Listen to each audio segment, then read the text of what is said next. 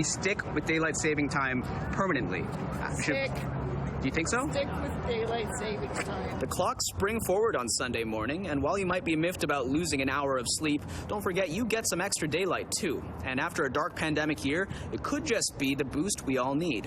What are you going to do with the extra light? You're looking at it. Yeah. Soak up all the sunshine. Oh, absolutely go. Cool. What about you guys? Outside? Yes, on 2 a.m. Sunday, our clocks will jump ahead, resulting in more evening daylight. Last year, Yukon Territory set their clocks ahead for good, and BC Premier John Horgan says he gets the public desire to stop the time change.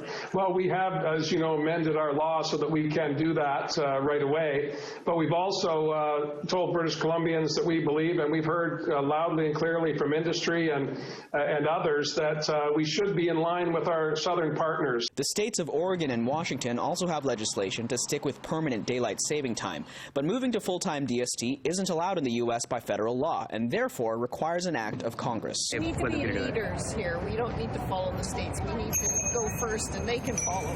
We legalized marijuana and gay marriage before the U.S. did. Why can't we have this? I think that we've proven over the past year that we actually don't need them right now. It's not the end of the world if we're a 1 hour difference. Ask the people in Creston and Cranbrook how they cope. They're right next door to each other and they're an hour difference. Oh, and guess who else we do trade with? Alberta. They're an hour difference, and we still do trade with them. While it may not be the most pressing issue for British Columbians, the vast majority say they are totally done with the time change, with the survey last year saying 93% were in favor of doing away with the switch. Premier Horgan says the Canadian ambassador to the 3 western states is working on it. And I'm hopeful that we'll be able to make progress before the fall when we would be scheduled to fall backwards. But for now, my message to British Columbians is we're springing forward, change the batteries on your smoke alarms, and enjoy the spring and summer ahead. In Vancouver, Kier Junos, City News.